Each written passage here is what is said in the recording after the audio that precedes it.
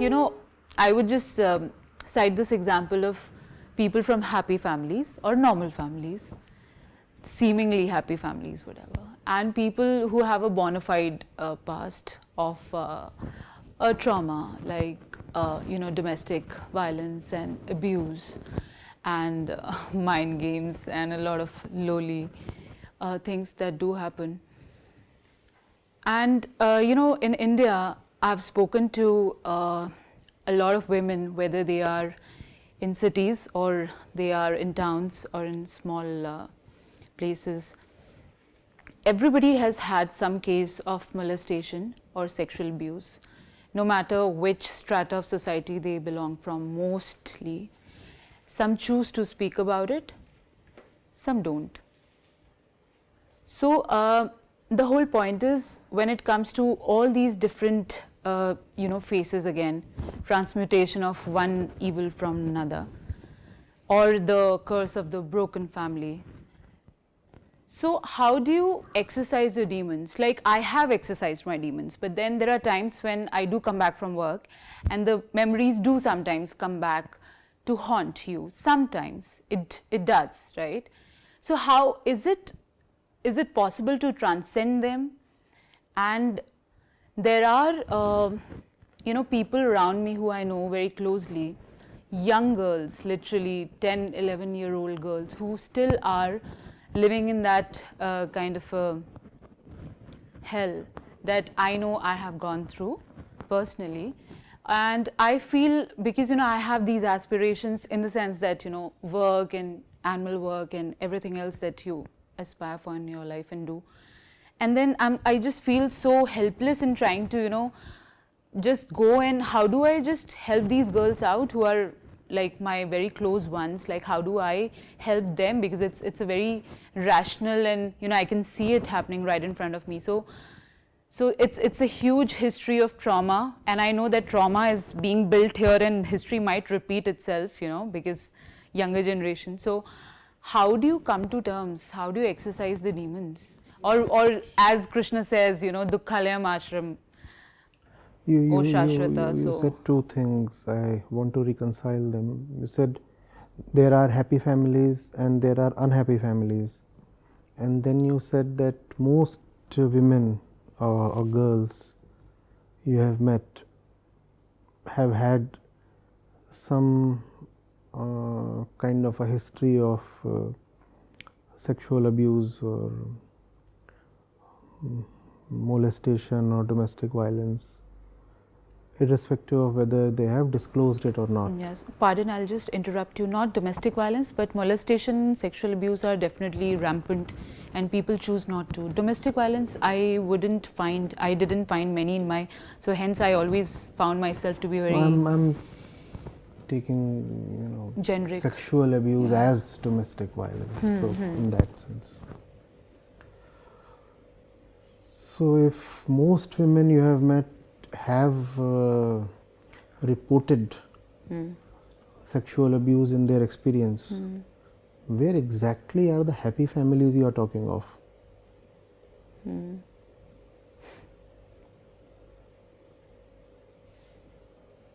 Where?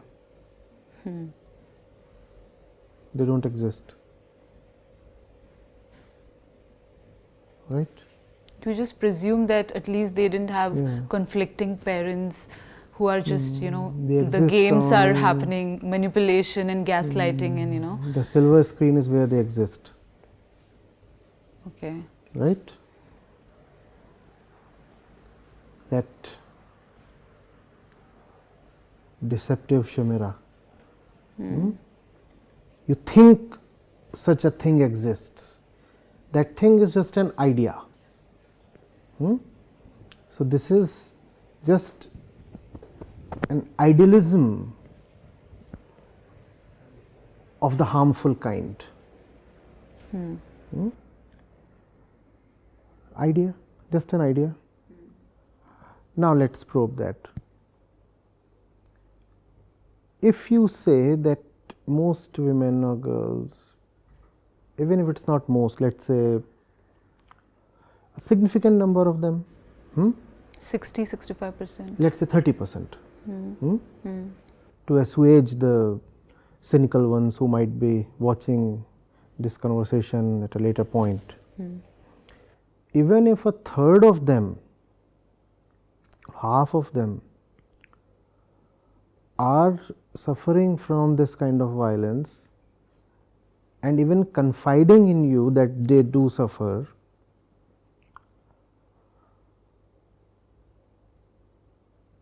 is it something isolated, rare, incidental? I am asking you. I'll frame my question differently. There is this room. If half the people who enter this room report suffocation,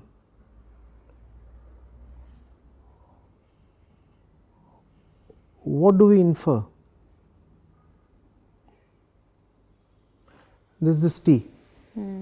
If half the people, and you said most, I am not even taking most, I am after just much prodding and yes, after me yes. going absolutely. And you have to make allowance for the probability that many of them might not be disclosing to you because they don't want to confide, right? Absolutely. For the sake of family honor, or because they just want to keep themselves in the dark. Yeah. It didn't happen. Or keep up the image. Or keep up the image. It didn't happen with me. I can't be so unlucky. I have a loving family and loving people and such things. Happens with others, not with me. So let's take the most optimistic scenario. Even if half the people or a quarter of the people who come here report suffocation or distress of some kind, what do you infer? If even a third of people who sip this tea feel unwell within, what do you infer? That it is not just the meager amount or number of people that we think are suffering. What do you infer regarding the reason of their suffering? The cause is, here it is very prima facie because it is happening in your family. So you can't even not say that, oh, it is my imagination. It is actually happening with you. Sharper, what do you infer? People who have entered this room reported suffocation in a large proportion. Yeah, they are suffocated. So Suffocated. So what do you infer? They are suffering. They are suffering. So what's the reason?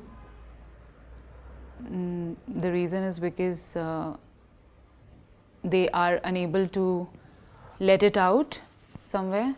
Yeah, does it have to do with them or does it have to do with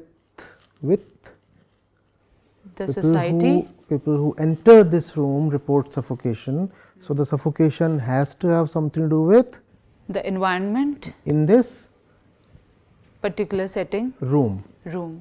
Yeah. We don't talk of the room. Yeah. What's the room? Room is an environment that we are staying in the social context. Room what is the room in which society, these women are suffering? Families, environments. That's what.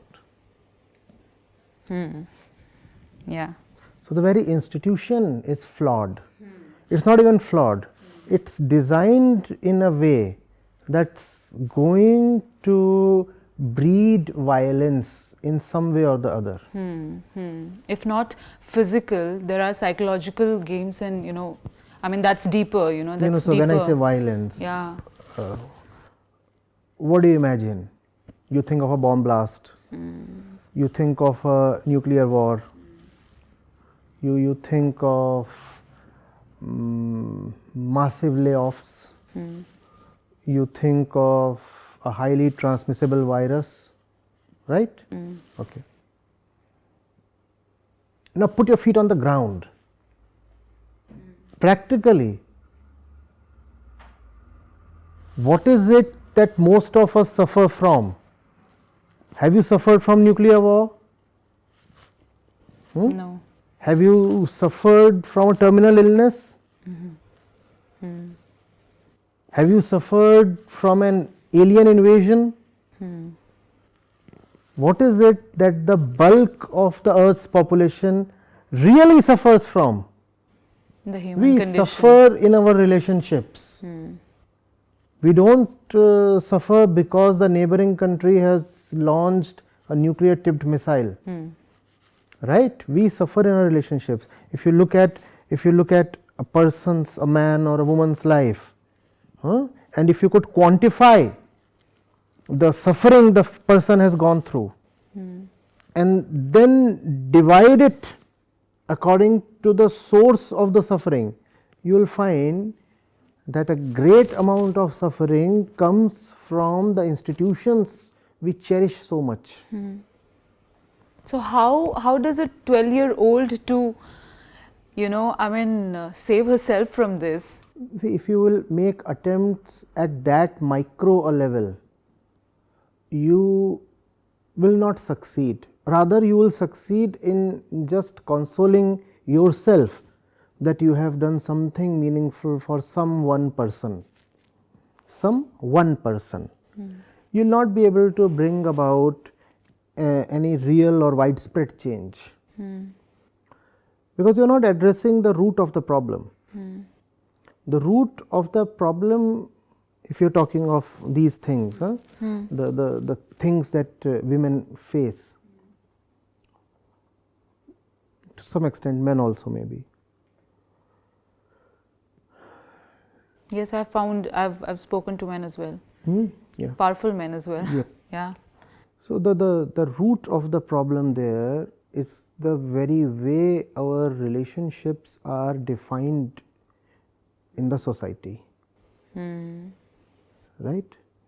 The images that a woman carries about herself, about family, about having kids, about the very purpose of life, about the man in her life, and vice versa. The images that a man carries about the charming person in his life, and such a third. We do not address these. We think that these issues are not very important. So, we talk of climate change, we talk of disarmament, we talk of colonizing Mars. It is pushed under the rug most of the time. And what we do not realize is that we want to run away to Mars precisely because we are suffocated in the family. But we want to talk of Mars. We do not want to talk of Mama and her problems. So, that is what you see. We are born incomplete.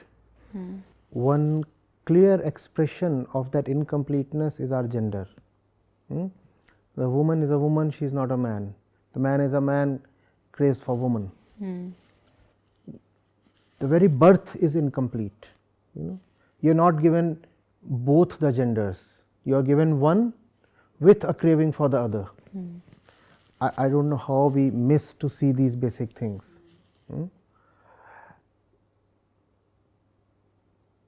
And then there is the education that we receive in the family, in the school, and more viciously through the media. And that totally distorts everything in the head. Everything. Our minds are badly distorted by the influence of so many undeserving factors.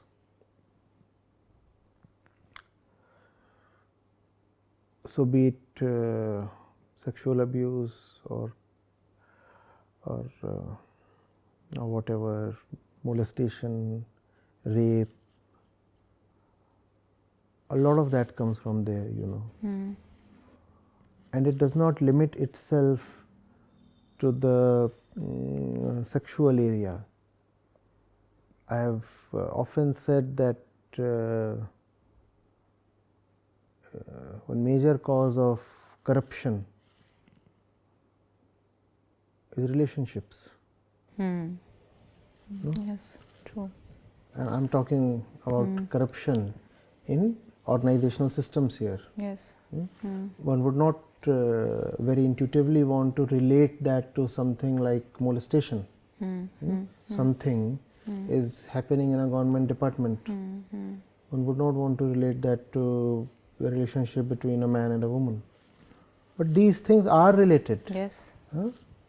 Why does a person, a man or a woman, become a bribe seeker? One has to ask.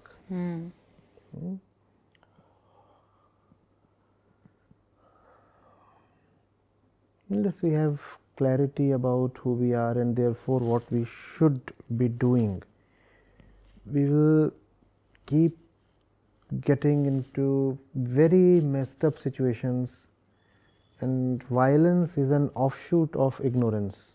Where there is ignorance, there is bound to be violence. You cannot remain indifferent towards a system of ignorance and want to address sporadic cases of abuse or molestation. You will not succeed, because these attempts have been continuing since long, you know.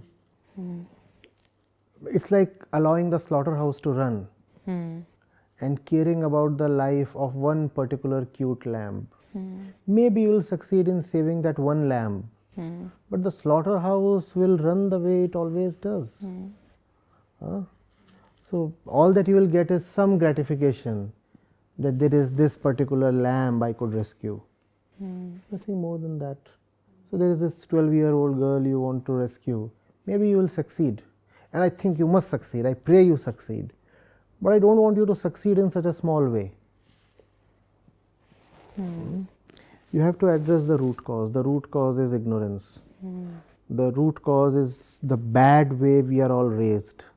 The root cause is the fact that highly ignorant people in their 20s or 30s become teachers to their kids. It really beats me how, you know, I've been teaching since 2 decades now, and my students have all been in the reproductive age, right? All of them have been over 17 years of age. So biologically they are all eligible to reproduce. And I have seen how kiddish and how immature they are, right? And that's not an insult or an allegation. I'm not, it's a fact, not a pejorative, right? They would happily acknowledge they are immature, right? If they have been my students and I have succeeded if even a little with them, then they would readily accept they are immature. No, they are immature, and they could be 17 years or 27 years old, or even 32 or 35. And I know and they know that they are immature, and tomorrow they give biological birth to a kid and they become their teachers.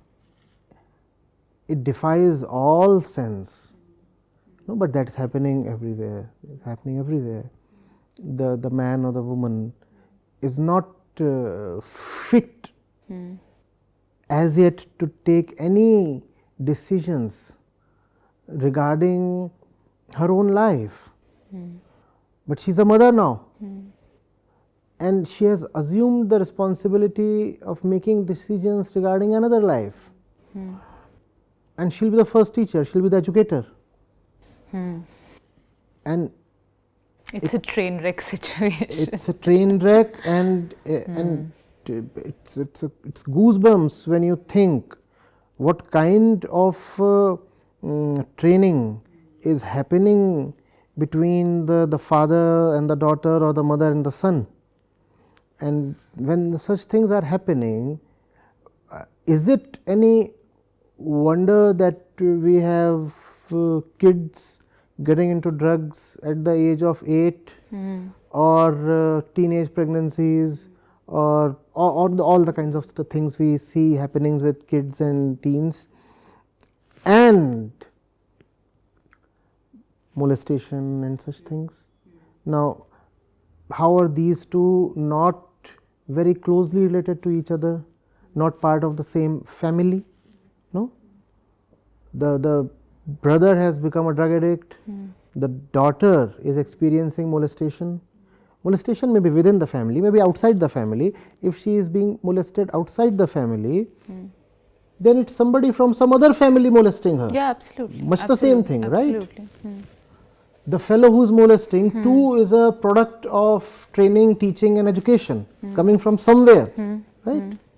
So he's coming from ignorance actually. So how do children under such situations persevere? I mean, I understand we have to go and target the root cause of, educating the entire society about what your, acts are. If you ask me, and if I have to act in such a situation, I'll take away the kid. There's no other way. Yeah, how it happens in the West, like they basically completely detain the children. Yep. And they have their own commune systems, and they raise the kid has to be taken away. If the kid is experiencing something like this, she cannot be allowed to stay anymore with the family. But again, this kind of a thing goes against the grain of the family system, especially the Indian family system. Yes, yes. Hum saath saath hain. Exactly. The parents are supposed to be the best educators of how the kid should come up. हमारा बच्चा है. हमारा बच्चा है. What do you mean by हमारा बच्चा है? You yourself are kiddish. So maybe biologically you could give birth. Mentally you are just not fit to be parents.